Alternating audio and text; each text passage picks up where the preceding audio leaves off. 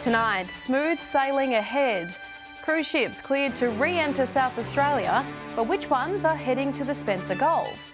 And diving in the dark, a documentary crew heads to Whyalla to discover what's happening below the surface. From our 7 Spencer Gulf studios, your nightly news with Madeline Kerr begins now. Good evening, thanks for joining us. The long-awaited return of cruise ships is finally here, with over 100 passenger boats setting sail across South Australia. After a 2-year hiatus, the vessels will return to Spencer Gulf waters and will be docking at regional townships. Passengers can now return to the high seas. I'm the king of the world!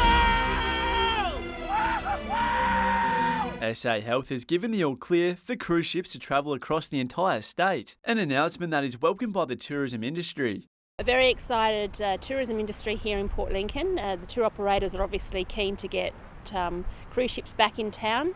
They were a pretty important source of visitors to the town over the last 10 years or more. Among the 101 cruise ship fleet, 11 of those will be visiting Port Lincoln this season. The biggest amongst the vessels will be the Grand Princess, which has the capacity to hold over 3,000 people. The foot traffic hoping to boost the region's economy. The passengers, they get off and they go on tours, they spend their money in the retail outlets, shopping, you name it. They spread around the town and they go into our hinterland, so they head to Coffin Bay and other places and experience what the Eyre Peninsula has to offer. But there are strict health protocols still in place for those looking to jump on board. There'll be things like requiring vaccination, not boarding obviously if you feel unwell, all sorts of things like that. So it's been adapted from the eastern seaboard protocols so that they will apply. The first ship will arrive on the 18th of September and they will continue to do so all the way through to the end of March next year. A cruise ship restart workshop will be held next month, giving tourism operators a chance to sell their tours directly to the ship.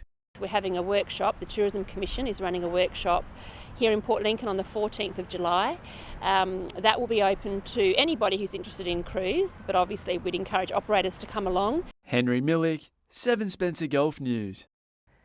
Parents of school-aged children in Broken Hill will need to find alternative arrangement for childcare next Thursday, as teachers from both public and private schools are set to go on strike for 24 hours on the 30th. The Teachers Federation of New South Wales said in a tweet today, the future of the profession is at stake and that urgent action is needed in order to cope with the unsustainable workloads and uncompetitive salaries that are causing widespread teacher shortages. It's the third time in 6 months teachers will go on strike in New South Wales, and the first time both public and private school teachers are banding together on the same day. Family members of missing persons across New South Wales are being encouraged to provide a DNA sample as part of a familial DNA collection program. The program, which resumes next week, will be making a stop in Broken Hill. The program will arrive here in Broken Hill next Wednesday and will assist detectives with ongoing investigations into historic missing persons. Last year, more than 100 biological relatives of missing people visited pop-up collection centres in the northeast of the state to provide DNA samples. Those samples are then compared against the profiles of all unidentified bodies and human remains on hand in New South Wales. Due to the pandemic, the Missing Persons Registry were not able to make their way out to regional locations like they had hoped. MPR Commander, Detective Inspector Glenn Brown, says that the more DNA samples available for comparison, the greater chance of matching a family and providing them with answers. Deputy Premier and Minister for Police Paul Toole says the program was an example of the ongoing commitment of police to reach an outcome in unsolved cases and providing families with a lifetime of closure through one simple and quick action. For those unaware, familial DNA samples are via buccal swab, a swab to the inside of your cheek, and they are only compared against missing persons databases in Australia. Those wanting to provide a DNA sample can go to Level 2, 32 Sulphide Street next Wednesday between 10 a.m. and 3 p.m. A documentary film crew has travelled to Whyalla for a live underwater broadcast with the city's cuttlefish. The broadcast is part of a 90-minute program set to showcase various marine events that only happen for a few weeks of winter each year. Whyala's cuttlefish are starring in a nationwide wildlife show. Crews from the television event Southern Ocean Live will be broadcasting pictures and sound from the Point Lowly sea floor across the country tonight. Presenters donning scuba gear and waterproof cameras to get up close to one of our most interesting marine critters. Is going to be a special documentary filmed, and it's going to be fed live, which is really exciting. And it's all about the advocacy, about the importance of the cuttlefish aggregation here in Whyala. The episode will also feature reports from other locations across the country on great white sharks, killer whales, seahorses and humpback whales. We're beaming up basically natural phenomena that's happening in our ocean from a number of different locations, and Whyala is one of those signature pieces. I think the main goal really is just to highlight actually how amazing this is, and Whyala is such a small town in a very remote part of Australia, and it's an event that happens once a year, and it's only here in the world that it actually occurs, so it's a fantastic thing that it really needs to be celebrated. The crew says the waters around Whyala are the only place in the world that they could capture such a spectacular sight. 200,000 of these animals competing, breeding, mating, producing the next generation of cuttlefish, and it happens here en masse. And that kind of visual spectacle doesn't happen anywhere else in the world that we know of. And people always think about diving in Australia as the Great Barrier Reef and the tropics, but in fact Australia has so much to offer, especially South Australia and Whyala, with temperate water diving, which is absolutely stunning. The Mayor says she hopes the nationwide media coverage will shine a light on the importance of the recent cuttlefish fishing ban imposed by the state government. It's incredibly important that we get any type of recognition of the importance of the cuttlefish aggregation out at Point Lowly. We've had it over many years. We've had many national and also overseas teams come in and film. The team will broadcast live from the chilly Point Lowly water at 8:30 tonight. I would just ask that everybody send me warm thoughts. Edward McCarroll, 7 Spencer Gulf News. Still to come tonight, World Heritage List on the horizon for an almost century-old engine house in Moonta Mines. And we catch up with the Port Lincoln Rotary Club to talk about all events coming up on their schedule.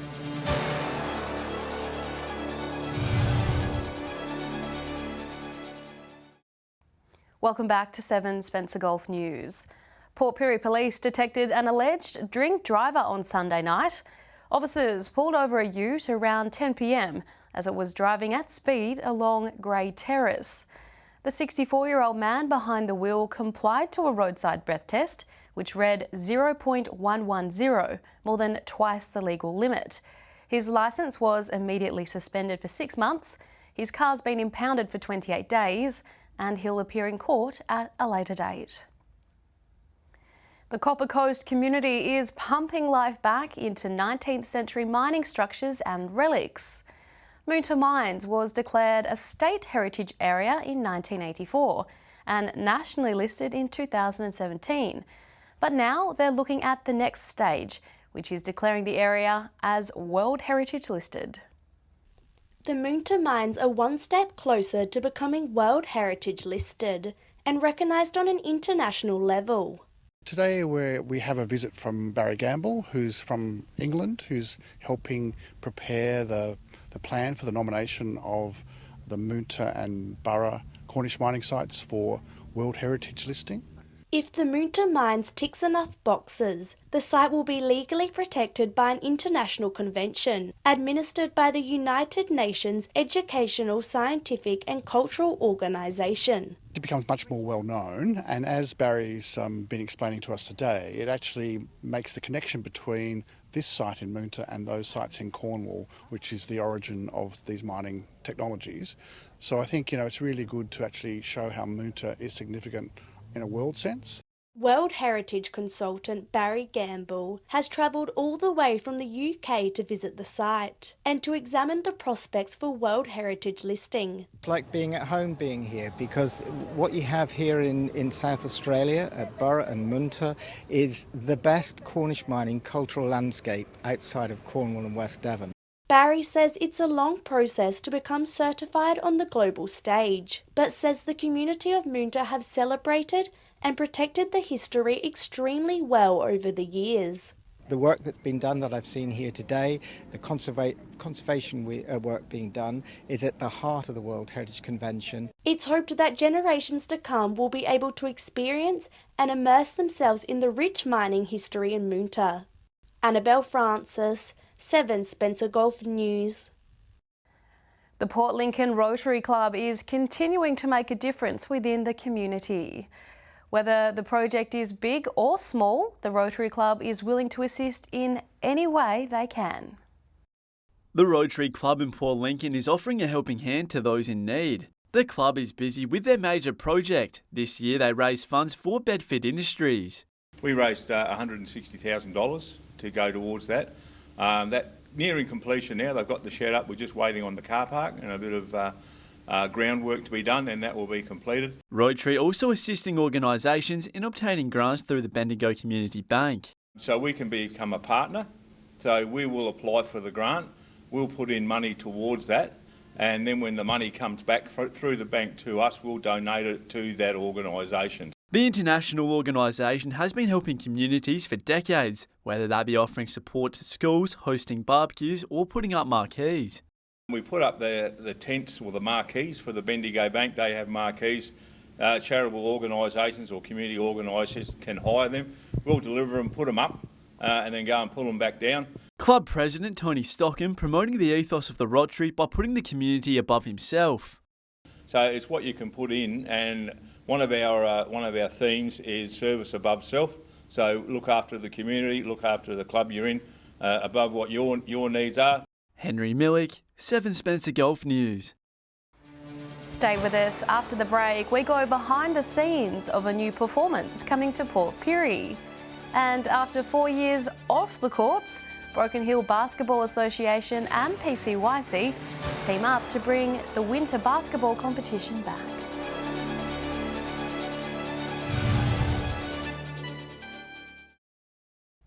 Welcome back to 7 Spencer Golf News. You're in for a night of laughs and dancing to the catchy beats as the wedding singer is coming to the Northern Festival Centre in Port Pirie. The cast are currently working around the clock to ensure their dance moves and lines are on point. Port Pirie now has its very own Robbie Hart and Julia Sullivan, thanks to the theatre company the Magpie Warblers. The main characters have been fans of the Adam Sandler and Drew Barrymore movie for a long time and have big shoes to fill. It's just a really fun character. I used to watch the movie when I was a wee lad, and actually I watched it a lot, so it was like one of my favourite movies at the time. So it was just an obvious choice for a really fun character to play. I saw The Wedding Singer when it was in Adelaide last year, and I fell in love with everything, especially Julia, and when this opportunity came up, I couldn't miss it. Like any masterpiece, a lot of work goes on behind the scenes, and this cast is no different. They've been rehearsing on a regular basis since March, which includes hours and hours of dance, acting and singing each week. Lots and lots of rehearsals, and a lot of practices outside of rehearsal times, but it's great. I love doing it all. Director Lauren Jones says the goal of the Magpie Warblers is to give people the chance to step out of their comfort zone and try something they may have not tried before. It feels like a cosy little family. Yeah, it's nice, it's a comfortable group of people, very friendly, very supporting. Tickets are now available from Country Arts SA website. Annabelle Francis, 7 Spencer Golf News. The Broken Hill Basketball Association has joined forces with the PCYC to start up a winter competition for junior and senior players. Both organisations are hoping to elevate the sport to what it once was in the Silver City. Dust off those Air Jordans and put on your favourite sweatband. Basketball is back for the winter and giving kids the chance to further develop their skills, as well as giving senior players the opportunity to play the game they love during the colder months. Throughout the winter months, there hasn't really been that avenue for them, to go and play the sport they enjoy. So we thought it was a natural progression to, do what we can to sort of try and get basketball running through winter again. For the games this season, officials decided to mix things up a bit and grade players based on their skill levels, meaning They get to be on the same side as someone they haven't played with before or coached by someone new, and it's sparking positive results. And the feedback's been that people are really enjoying playing with people they may not have necessarily played with in the past, being coached by people they haven't been coached by before, and the coaches seem to enjoy it as well, which is really good.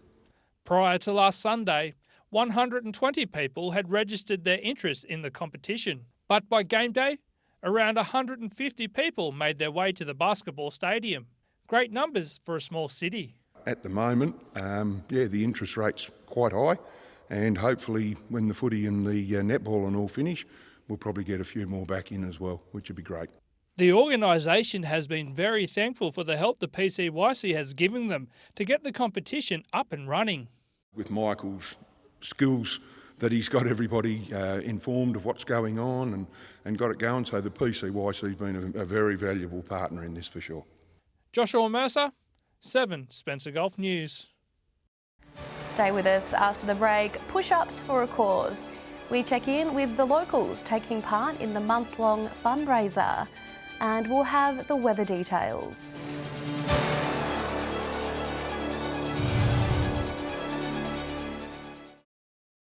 Welcome back to 7 Spencer Golf News.